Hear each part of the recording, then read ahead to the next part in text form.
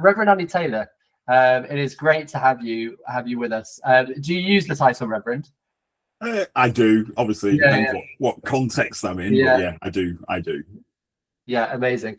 Most people just call me Andy or Pastor Andy, but it depends on the context that I'm in. So, well, I reckon Pastor Andy. What do you reckon, Paul? Pastor Andy. Well, we've had a Reverend today. We haven't had a Reverend. Should we say Reverend? Yeah, come on. Yeah, come on, Rev. We're gonna have a Rev Andy. I'd really love to hear a bit more about you before we start off. I know we've when I invited people on, I asked them to tell us a little bit about some of the stuff that they could speak into. And there's some great topics coming up because I'd love to talk about burnout. You used two phrases that really intrigued me and I want to hear more about them: the trauma of silence and the power of silence. Yeah. So I'm really looking forward to hearing more about that. Mm. But before we get there, I'm assuming you haven't always been a reverend. I'm assuming that you've been on a journey to get to this place. And so I'd love to hear a bit more about you, about your origin story, Rev Andy, where you all started. Tell us a bit about you and your journey. Okay, well, it's good. First of all, I just want to say I've been listening in since your first call this morning when you were setting up. I've been on all day.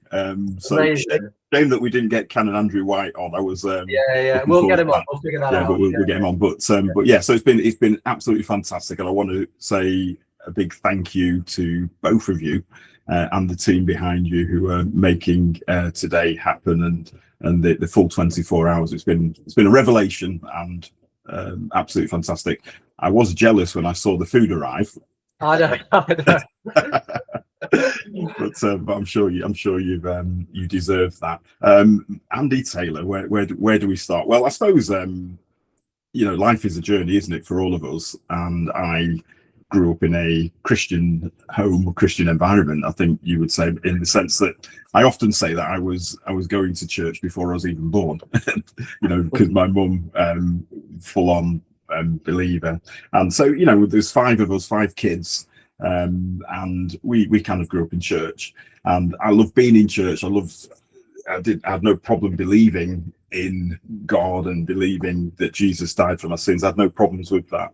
But I got to the age of probably about 13, and I decided it really wasn't cool to be a Christian. I just wanted to get out and enjoy life. And I thought, well, I need to go and explore life. And when I'm an old man and I'm 40, then I'll come back to the Lord.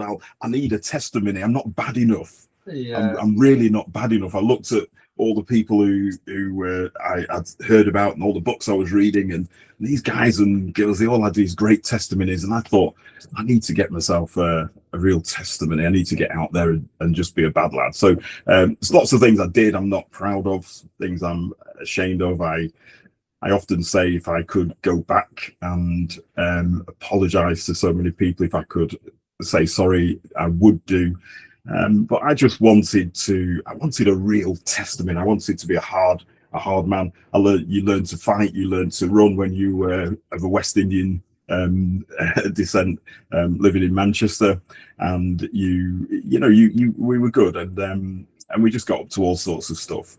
I got into a fascination with knives and guns and all sorts of things like that. And so I don't glory in my past. I look forward to what God has done, and I just thank him for that. But I got to a stage in my life where I knew that I needed to change, and I was doing all the things which I was doing. And I was in a band at the time. I'd started a band. I was playing the drums, and we'd play all over. We'd be doing all sorts of different things and different gigs all over the place. But every Sunday I'd be in church because my mum was a firm believer, and I just wanted to make sure I pleased my mum. But during the week and at the weekend, I was partying. I was all over different parts of the UK. I was a real party animal. And I found out later that my mum would be up praying till 3, 4, 5 o'clock in the morning at the window, waiting for me to come home, and she'd go to bed once I'd come home. And I never knew that. But one particular day, I decided to go to church. One evening, I was in my early 20s, and there was a visiting speaker who was an ex-boxer, and so he caught my attention, and he was speaking from James, and he was talking about your life, and he asked the question that Paul, the writer, that James had written, and your life is a vapor. And I remember him lighting this match and holding it up, and then the match burnt out, and he said, "That's your life. It's just a vapor. What are you doing with your life?" And that really got my attention. And over the next few weeks, I was just so convicted. I was so challenged by that. And one Sunday I came home, and it probably about 4 Sundays later, and I remember going up to my room, which was an attic, and it was a big room. We used to practice. The band used to practice in there, and I remember I came to the end of myself, and I remember saying, "God, I'm really sorry for the mess in my life. I look at my life, and I look at all the stuff I'm doing. I look at the people I've hurt. I look at the fact that I've been on the run. And I said, God, if you'll have me back, if you'll forgive me, if I can come back, then I'll do whatever you ask me to do. I'll go wherever you ask me to go, and I'll just be who you want me to be." And I remember kneeling down on the floor in my bedroom, and then I just fell on my face, and I just began to sob, and I cried. It felt like for hours, but I knew when I got up, my life had changed.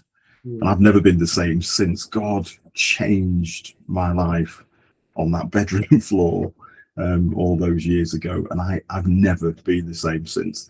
And so it was in my early 20s. I won't tell you how young I am, but I've been in church ever since. I've been in church leadership ever since, a good 30 plus years.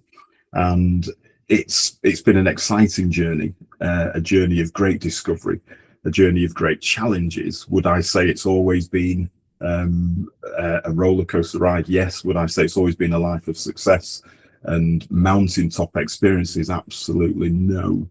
And what I do know, that God has put a heart for people and a love for people in my heart. I've always loved people. I have a real pastor's heart, and chasing after the flock and going after the lost and those who need to hear and know this God that I discovered on that bedroom floor is the most amazing experience of my life. And so when does that answer a little bit of your question? I could go on, but it does absolutely. I'd be really interested to know what before experience Andy was like, and the after experience Andy. Like, how did they compare and contrast? I was just different. I was absolutely sold out. One thing about Andy Taylor is there's no half measures. It's full on. I'm either full on or not on. I can't do half measures.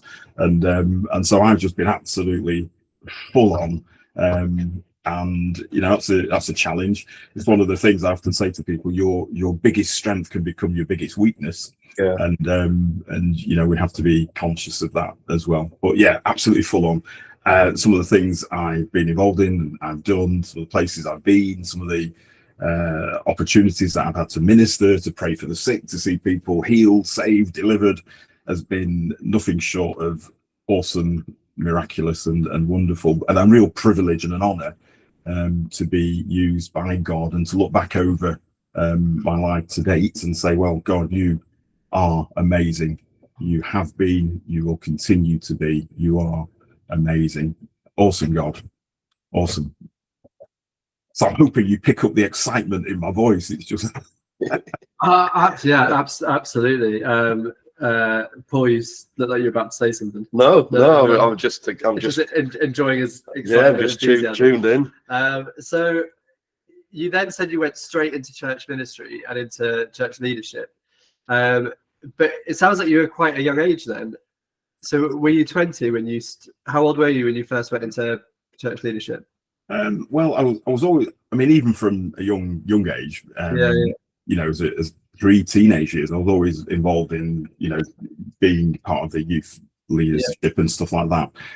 But yeah, so when I'd made a decision to follow Christ and stop running, I didn't go into church leadership as a pastor. It was like I was always, I suppose you would say I was the second, the guy that was always there by the side of the pastor or by the side of the leader.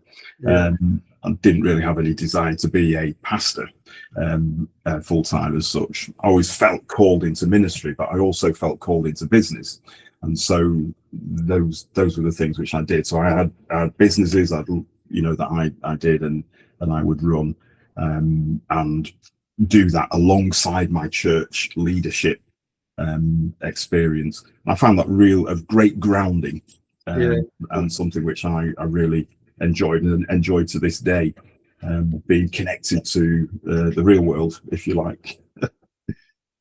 Yeah, amazing. And so one of the topics that you said you were up for talking about is burnout. So I'd love to hear about why that's become a theme, as in, is that personal experience? Is it experiencing those around you?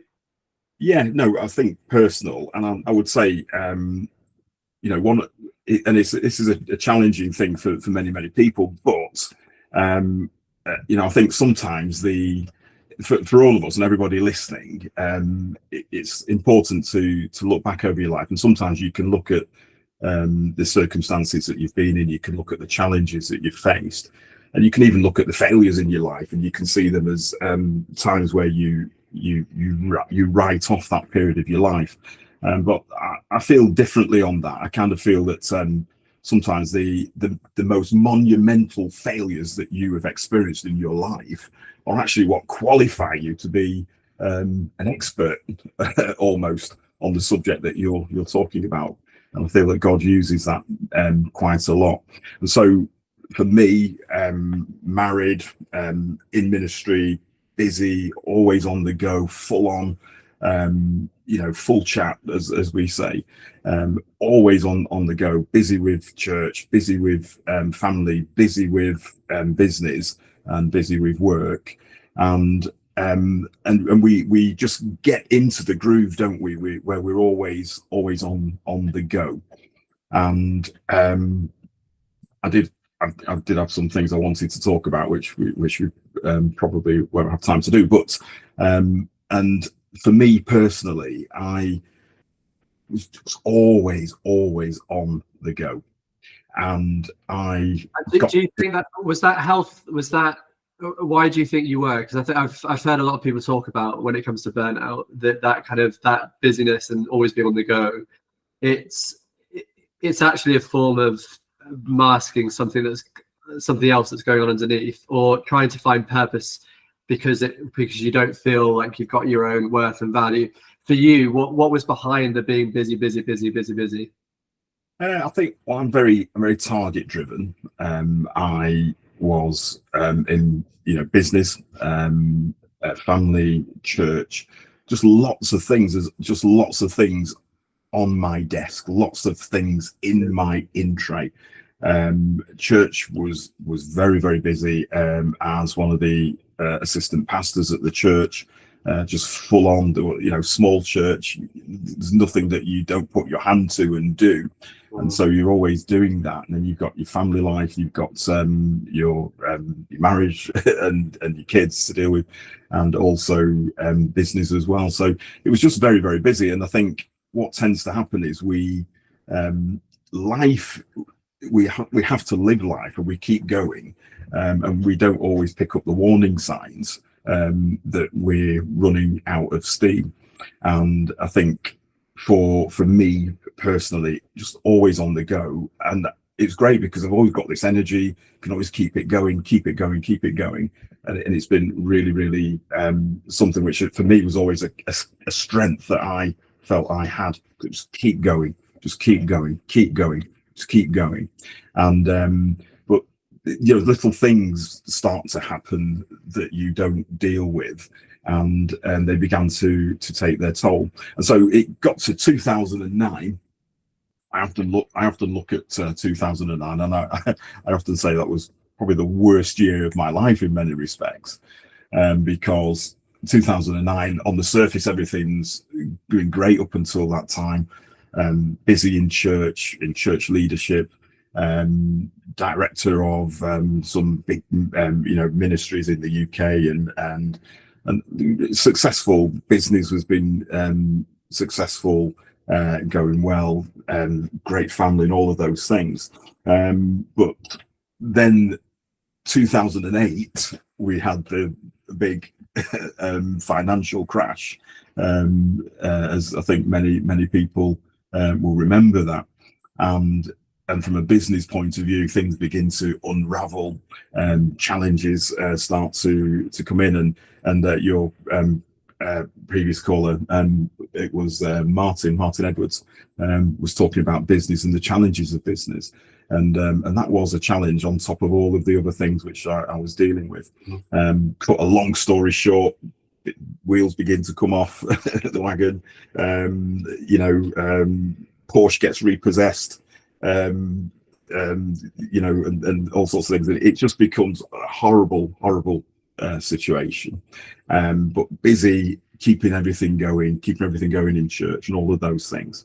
And I just began to just feel really tired and different things. And I thought, I knew I was struggling, and I thought, well, I was really having some serious issues, and I remember I thought to myself, right, I used to play rugby, and I was a really good rugby player at school. I could have, gone down that road, and I thought, well, I'll go and join a vets team, but I'll go to see the doctor first, and I'll make sure I'm fit. I'll get myself an MOT, and I'll get in there, and I'll be doing all the things I need to do. I can't wait to get back out on the pitch. So I go to see my doctor. He does all the tests, and he puts all the blood pressure stuff on, does all the checks.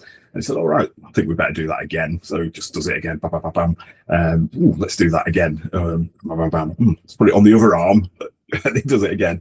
And then he says, right, I think we've got a problem here.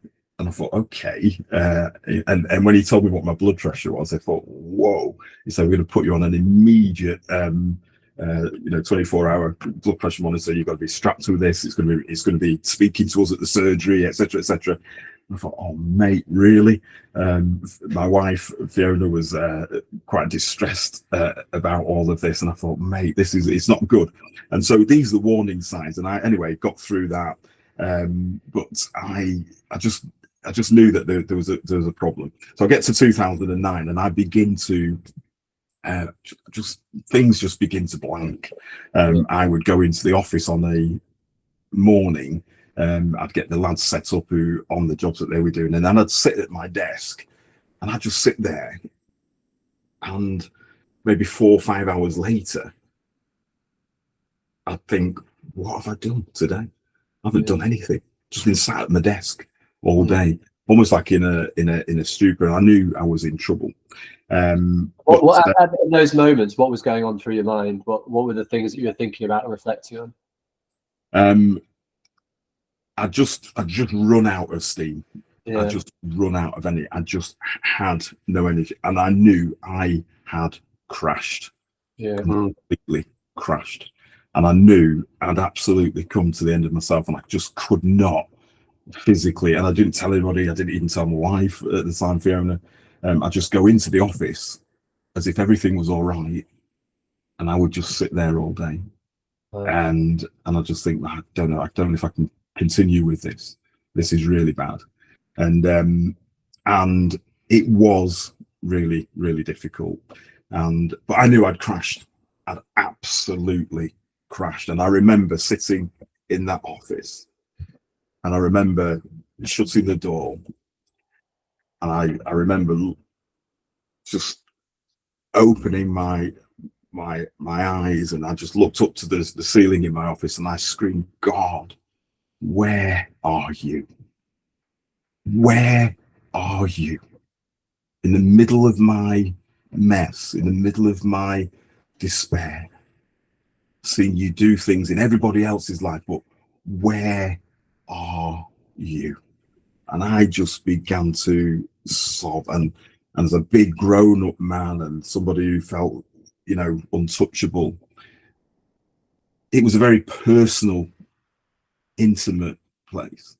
And that happened for a number of probably about 2 or 3 weeks.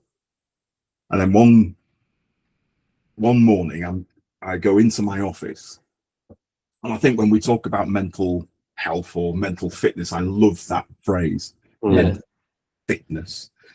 If we don't make it cool to talk about this issue, then we're going to continue to lose a lot of men to conversation and the debate. And what do I mean by make it cool? I think we need to make it, I think if we use words like mental health, if we talk about health, then we're talking about being in good health, which means that if we're not in good health, we're not where we should be. Yeah. And so it's difficult then to talk about that, I think, in a Christian context, outside of the context of God, our creator. Because we want to know, God, where do you want me to be? Where should I be? And so there's got to be this reference point. God, where should I be? And that's important. And so I think we've got to make it as cool to talk about being mentally ripped is to talk about being physically ripped. Yeah, I like that. And so for me, I love to paint pictures when I speak. I love to, when we look at the Bible, they're examples of men and women who've gone before us, who have walked the road that we're walking, who've navigated the challenges that we've navigated, and they've come out of them in different degrees of success, but certainly they've been able to teach us about that. So for me, I want to sell the dream about mental health and how we need to get excited about talking about men's physical fitness and men's mental fitness. Then, I say to people, look, because as men, we like our heroes, don't we? We like people that we can look up to and we can aim to aspire to be like. And I think, and I say to young men and old men and just, well, people in general, look, let's talk about being cool. Who do you want to be like? And then I'll say, look, let's think about, say, somebody like David, for instance. Wouldn't you have liked to have been in some of his battles? Wouldn't you have liked to have been on some of the journeys that he took? Wouldn't you have liked to have been there when this young teenager steps up to face Goliath and deal with him? So, but David, he wasn't always like that. But when we read the Psalms, I mean, it's like this. I mean, I'm sat in my office at church, and as men, we've got all of these books on the shelves, haven't we? I was thinking about this before. Man Up.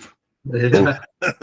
They're great, and they 367 classic skills to be a modern guy. And we've got all of these things where we talk about what it is.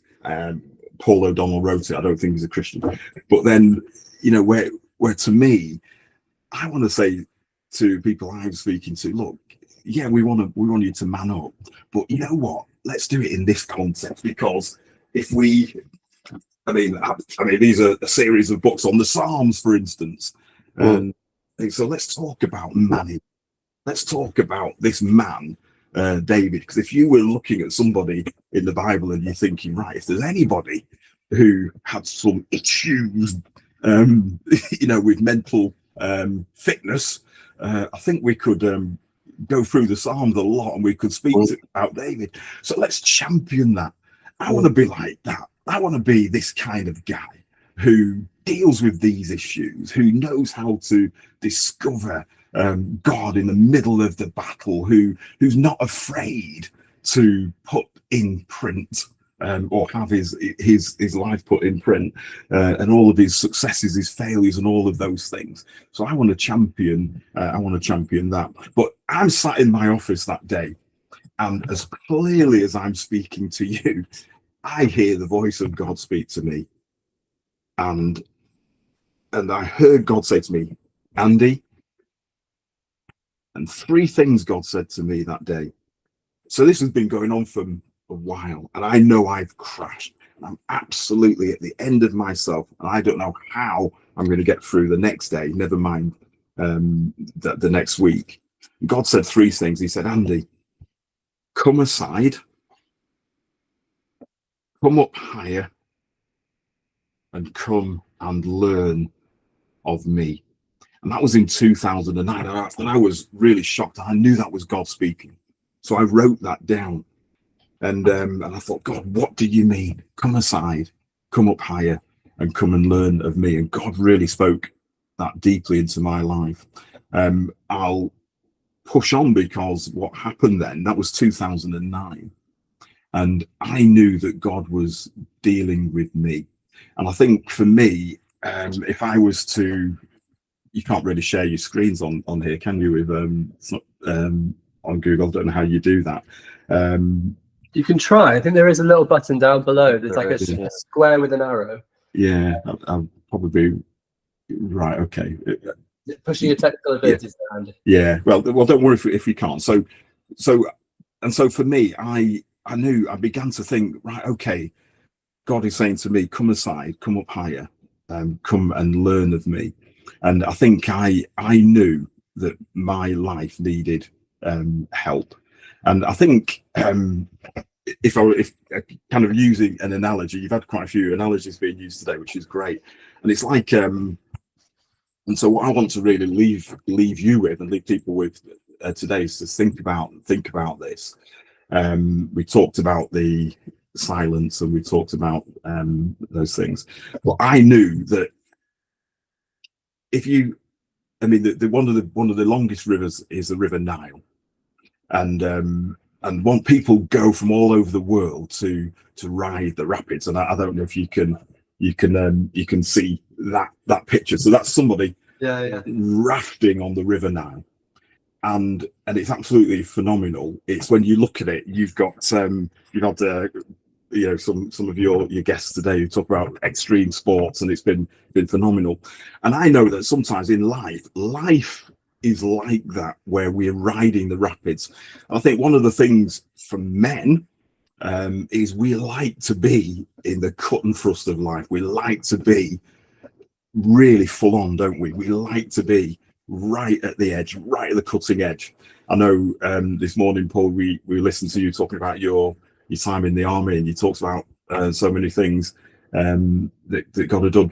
But life is like riding the rapids, and I really felt God speaking to me. And if we read Psalm 23, for instance, it starts off, the Lord is my shepherd. And there's rarely a funeral that I go to that I'm not taking, that I don't hear that psalm being read. Personally, I don't actually want them to read that psalm for me, because it's not really a psalm about them. And it's a great start to it. The Lord is my shepherd, because you've got David, who is a shepherd, who's really well qualified to talk about shepherding. And so here I am, and I'm thinking, I know this psalm back to front, but I know God is speaking this over my life. And David said, the Lord is my shepherd, I'll not want, I won't want for anything. But although that's a great start to the psalm, it was the next verse that really got my attention, because he says he makes me lie down.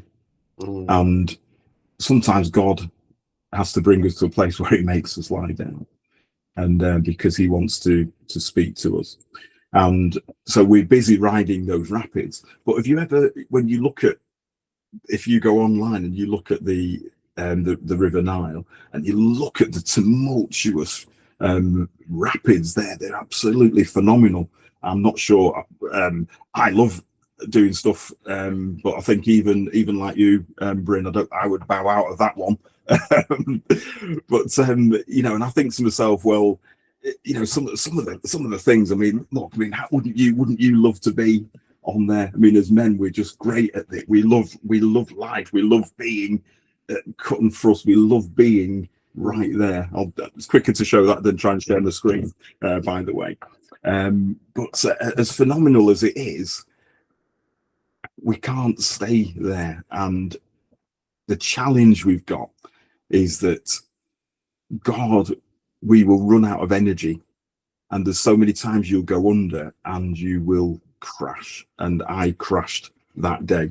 Now 2010 moved on, and what I decided to do was take some time out, and so I went to I enrolled on the a course at Abundant Life Church in Bradford, where they were doing the academy, and I decided to take a day a week off from business and church, and enrolled on the part-time academy course. That was in 2010, and I did that, and that was the first time that I actually heard about Mercy UK, because Ariana came in as one of the sessions that we were doing, and it was really spoke to me in a big way. But that really did have an impact on my life, taking that time out, that one day a week, so that I could spend some time. And again, some of your guests have talked about that today, making time and taking time out, and that was really important for me. And so why do I say that? Because I really felt that God was asking me, and I'm saying the same to people who are listening in today, if I was going to want you to walk away with one thing from me today, it would be, let's go upstream. Because that's what I felt God saying to me, let's go upstream. And I kind of felt God saying to me, look, you're crying out, you're asking me, where am I? Where are you? God, where are you? And it's like God was saying to me that you can't hear me. Mm. You can't even feel me. You're so busy in life. You're so busy riding the rapids. You're so busy doing life. You can't hear me. Mm. And I really felt God say to me, let's go upstream. And I said, well, what does that mean? And so that was in 2009, 2010. I'm on the academy 2011. It was a 3-year period of God really healing me, dealing with me, mending that brokenness in my life. And it was a powerful time. But the beauty of it is that God often will bring us to a place. He makes me lie down. I found that quite interesting. I don't know what you think about that. Well, I would love to hear. We can answer what we think. Do you have a thought on that? But I would also love to hear what that means for you. Like, you look like you sound like a man that it takes a lot to get him to lie down. So, like, how has God made you lie down? Like, what does that look like for you? Yeah, I mean, that's a good question. So for me, it was God. Sometimes he when we come to the end of ourselves, we come to the beginning of God. And I think for me, I had to come to the end of myself physically and emotionally and mentally, and where I really had to just stop and spend time with God. And so over that period, 2009, 2010, 2011, and 12, 3 years, I just started my office that I was in 2009 going into, crying out to God, where are you? Became a place of the most intimate meeting with him. I discovered a God that I'd never, in all of my years, I'd never discovered before. And God began to speak to me, and I began to write, and I wrote, I cried, I prayed, I spent so much time, and it was just me and him. And I would come into the office, do what I had to do, and then just lock myself away, sometimes for hours that day. And I'd say, God, speak to me. And God just began to speak into my life and speak into my situation. And I began to, God began to deal with some of the issues in my life. Was everything perfect? No. But God really, really began to speak to me. And I got to the stage where I knew that God had pulled me out of the rapids, if you like, using that analogy. God had said to me, look, you need to come up higher. I want you to just come along with me. I'm making you rest. And God brought me to a place of rest. I suppose a bit like Elijah. God does bring you to a place of rest. So I was sorry, I interrupted. Yeah, no, go on, Paul. When you think about back to Psalm 23, you know, it makes me lie down in green pastures, but then it's also, he sets before me a banqueting table. Yeah. In the presence of my enemies. Yeah. Now, I don't know about you, but I don't feel much like eating when I'm stressed. But I certainly can't. A banquet is not just shoveling some food down like I used to do when I was out on you know, training or whatever. This is sitting down and feasting, isn't it? In a situation that makes no sense. It makes no sense to sit down in the middle of a battle, because I would imagine that, like, listening to your past, you were up for a scrap. You were a fighter. You could fight your way. And don't just mean that in the negative sense. If you got yourself into a bit of trouble, but meaning actually you look at something and go, I can do this. And join in that battle. But you went into a complete place of rest. Where that probably made no sense to you. I find that fascinating. I think you've kind of hit the nail on the head in that sense. And it's not easy sometimes for us as men. So when I first came back to the Lord as a youngster, I remember saying this in my prayers as in my young early 20s. I remember saying to God, I really pray that you never have to put me on my back to speak to me. I used to pray that, but here I am years later, and that's exactly what God had to do. And so God has a way. Now, don't get me wrong. I'm not saying that God brings, God is the author of confusion. That I'm not saying that, but what I'm saying is that sometimes we have to learn to listen. And I think you're absolutely right. And so I had to come to this place of stillness and quiet. And for Andy Taylor, wasn't you? I mean, Bryn, you hit the nail on the head. That's not easy. And God had to bring me to this place of rest. And so the shepherd that David talks about, Jesus said, I am the good shepherd. And sometimes if the sheep wouldn't rest, God, the shepherd would hold that sheep, he would lie on that sheep. His weight would hold the sheep down, and the sheep would feel his heartbeat. He would know that he was looked after, cared for. You ain't going anywhere, because the shepherd is saying, rest. And so it says he leads me beside still waters.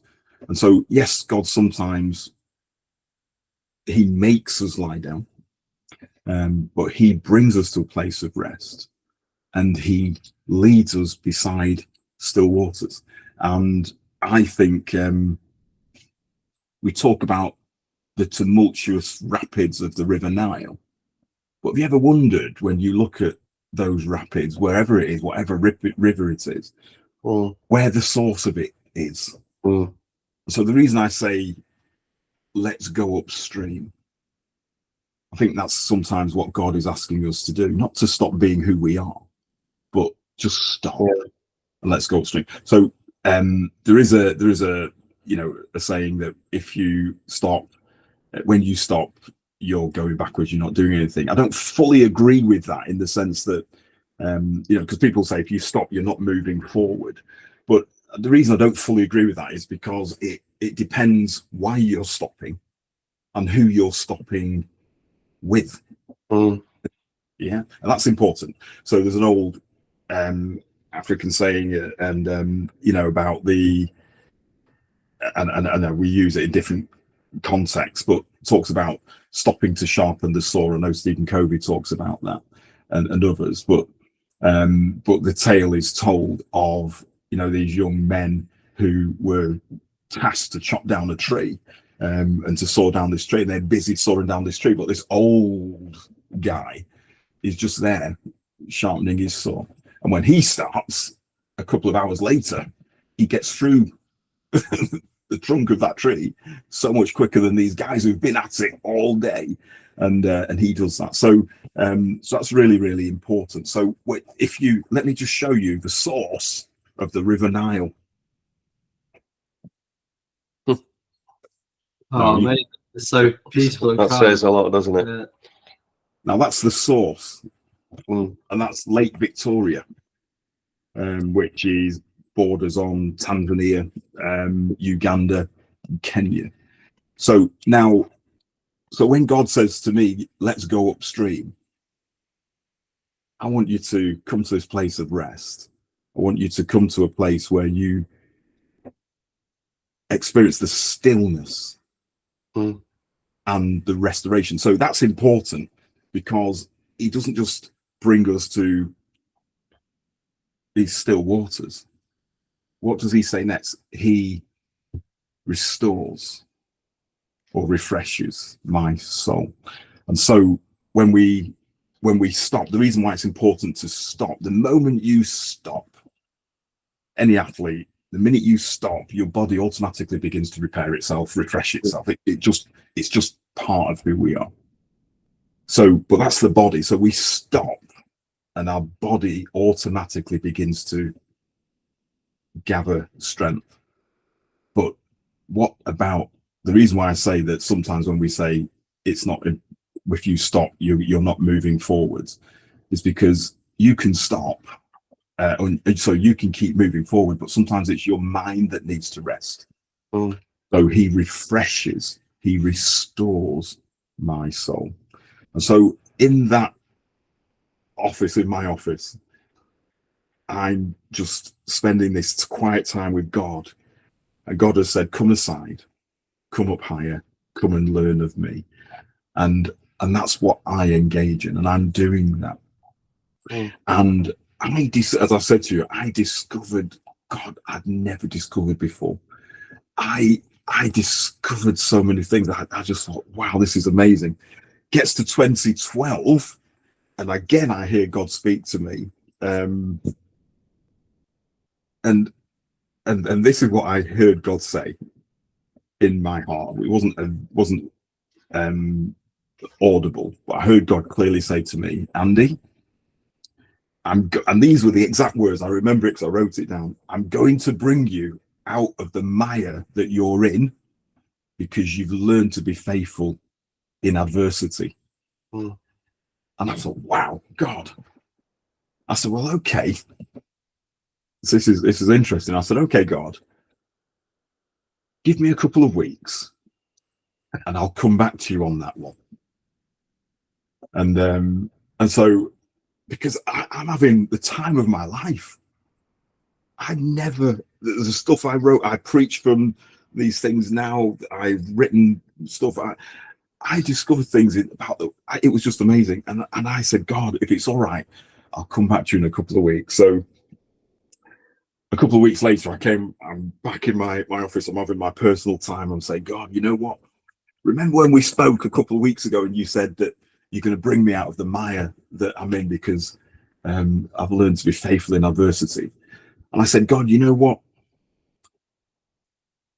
If it's all right with you, leave me here.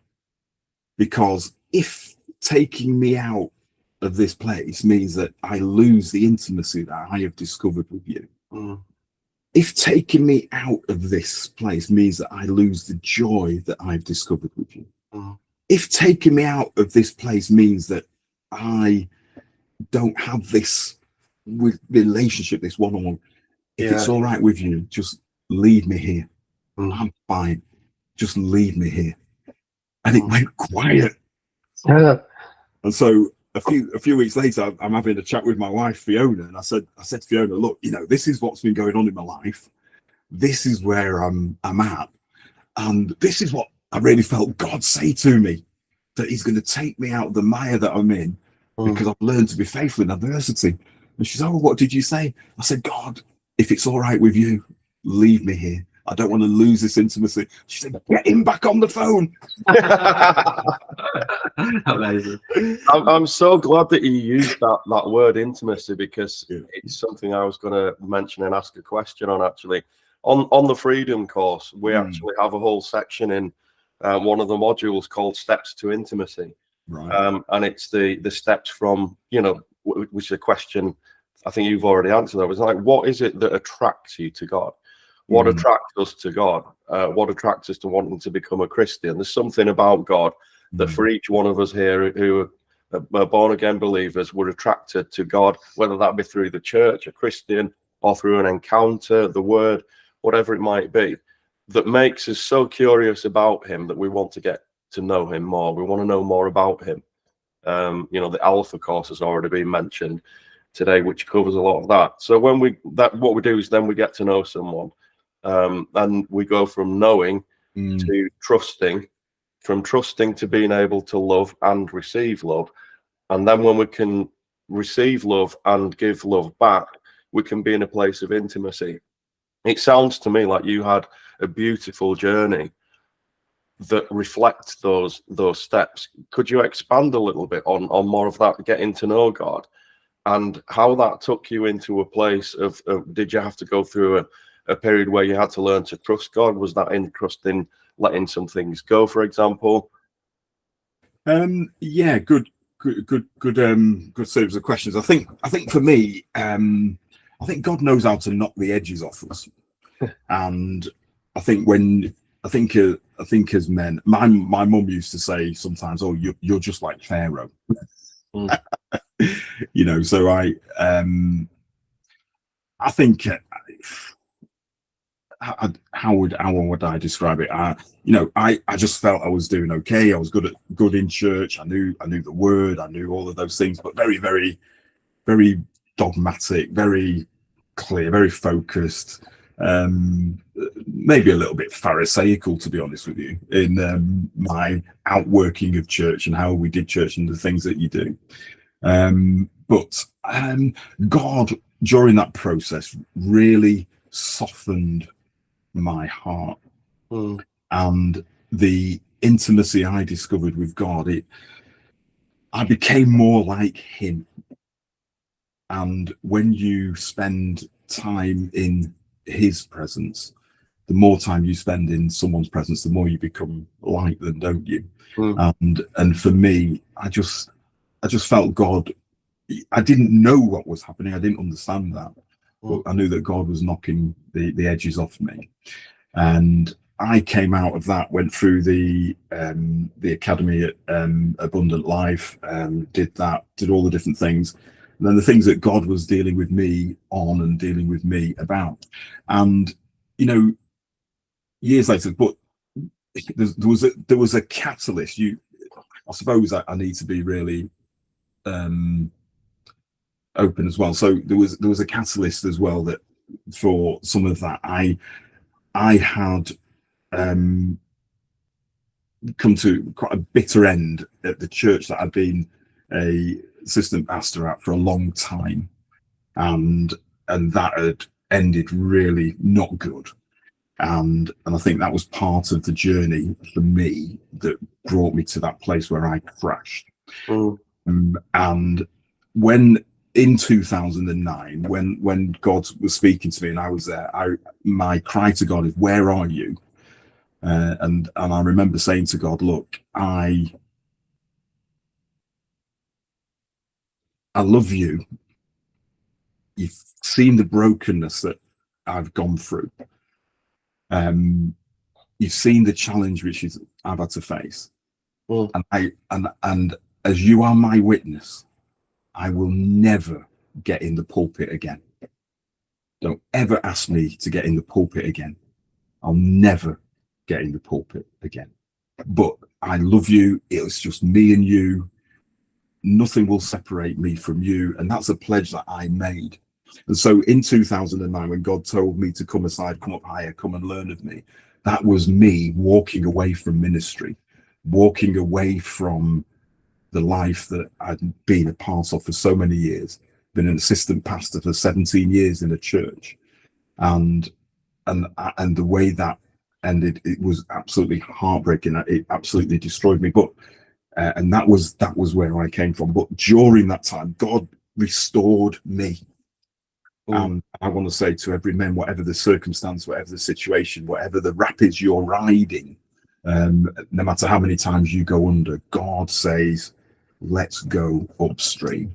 And he will make a way for you to do that. And so for me, that was a challenge. So I came out of that situation, Paul, and so God's healed me, God's dealt with all of those issues. And I get asked to, I said I'd never go back in the pulpit again. And in 2013, a friend of mine asked me if I would come and just do a little talk one day, and I did. And anyway, cut a long story short, having got back in the pulpit, people who had been in my before would come up to me and say, "It's just something different about you. I don't know what it is, but you are not the same pastor. You're not the same preacher. There's a softness about you. There's a heart for people." And so I would say that God has put a love for his people in me that I always love people, but it's just deeper, it's more personal, it's more intimate, I'm more passionate. But I do have to be careful, because Bryn, that same old Andy Taylor's still there. Keeps on going, and sometimes doesn't know when to stop. And we need to listen to our wives, don't we? Because Fiona does the Freedom in Christ course, by the way. We've not long done it here, in that. But I did mention in my post about elasticity, didn't I? So I don't know if you can see these two rubber bands. So I've got two rubber bands together. You can see they're both the same size, aren't they? And so you can do that and play around with it, and you stretch it. You talked about what's his name with his ropes, and how the importance of looking after your ropes. But sometimes with these elastic bands we can do that, can't we? But when if you just keep it going and we overdo it, just keep it going. We don't know when to stop. We don't know when we're at our limits. It can snap. Yeah. That's one thing. But again, two rubber bands, same size. But we just keep pulling. We pull ourselves. This is a good lesson for everybody. And it's not long before it begins to lose its elasticity. Yeah. And we can do that with our lives. And as men, we're really good at keeping going. Because we can still be wrapped around a bundle of stuff and keep a bundle of stuff together, we don't realize that we're actually losing our elasticity. And and we can keep on going.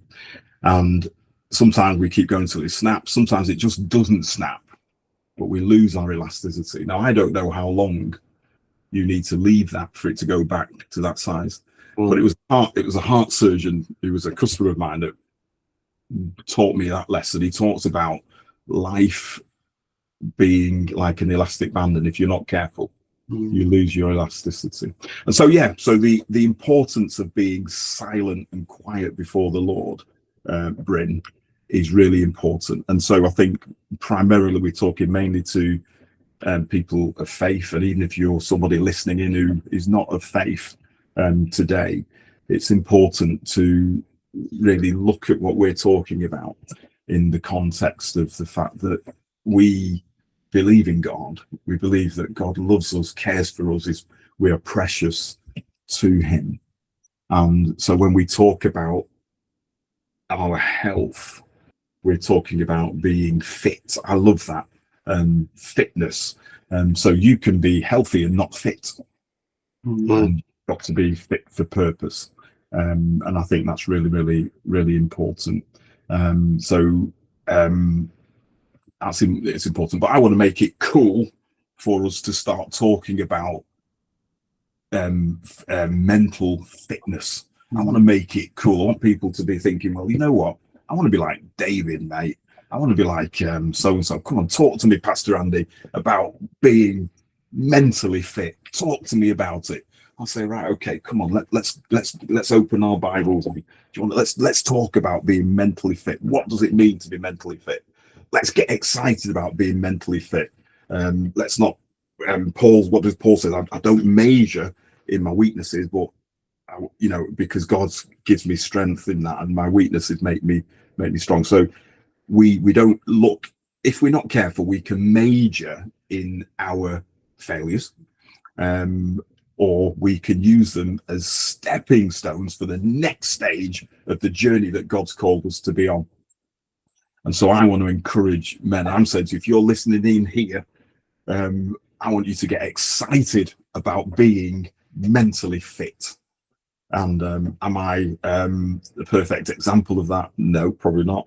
But who was it who said, it was Will van der Hart talked about, I think it was John Wimber who said, see, so I've been making notes all day because I've been listening to you guys all day and all your things. So I've got notes everywhere. What did he say? John Wimber, he said, don't follow anyone who doesn't limp.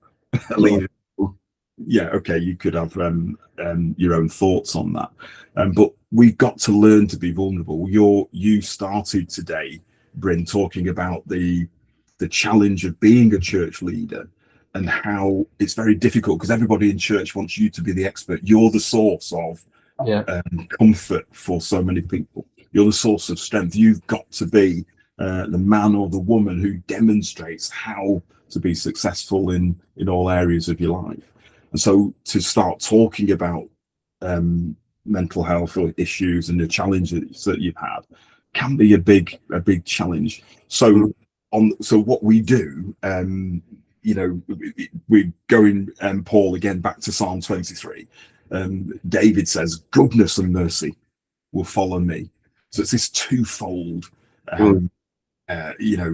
presence of we call them angelic beings, but so goodness and mercy. So on the one hand, this is who I was, but this is what God has done for me.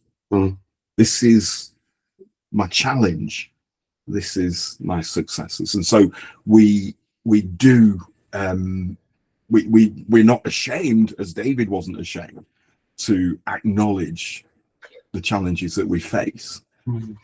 But we are confident in this one thing, that he is able to keep which I've committed unto him against that day. And so we do everything in that context. We present what we talk about with mental health, mental fitness in that context, that we are more than conquerors from him. Now, I try to be careful with that because William van der Hart talked about the challenges that he faced, some of the charismatic expressions that he had to face of, you should be cured now, you shouldn't. No, we've got to be really, really careful with that. But let's champion talking about being mentally ripped as well as physically ripped. Not lots of people, we want to be, physically fit, don't we? But we want to be mentally fit as well. And what does that look like?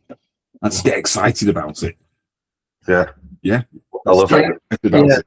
And people want to say, hey, listen, let's get excited about it. It's amazing. We know how to be mentally fit, but we've got to go on that journey and take that. Does it mean that we don't recognize the challenges? Does it mean we don't acknowledge those? No, far from it. But it's how we deal with those. But for me personally, everything that's come across from my time here today, very pastoral, because that's my heart. It's about, come on, let's walk this together. Why is that important? Because I think this is a young man sat at the River Nile, and if he looks to his right, he sees Lake Victoria, but if he looks to his left, he sees the start of the rapids. And we sometimes are at that place where we're saying, right, okay, because make no bones about it, who says that the next challenge will not be harder than the one that you have just gone through? So you're going to have to get back in the rapids sometimes. So we go upstream, that's fine, because we say, God, you restore my soul. God says, right, now let's go again. And that's what's happened to me. God says, right, now let's go again, but I'm going to show you the way down. And does that mean you won't capsize again? Does that mean you won't suffer mental health issues or burnout? No, it doesn't mean that. But we've got to learn to go upstream. So we said, right, God, you know what? I see the warning signs. I know it's time for me to take some time out and go upstream. And so go for it. Andy, thank you. That's such a powerful message. And I was just sat here, just soaking in every word. You've it's super inspiring. I think there's loads to really reflect on there. A quick question, if I may, just kind of just thinking about your own. We've only got like 5 minutes. So I don't know how much time I have to speak into it, but just thinking about, you talked a lot about mental fitness, about wanting to get people inspired to be mentally fit, about the people that you're journeying with and that you're around. You're wanting them to really seek that out.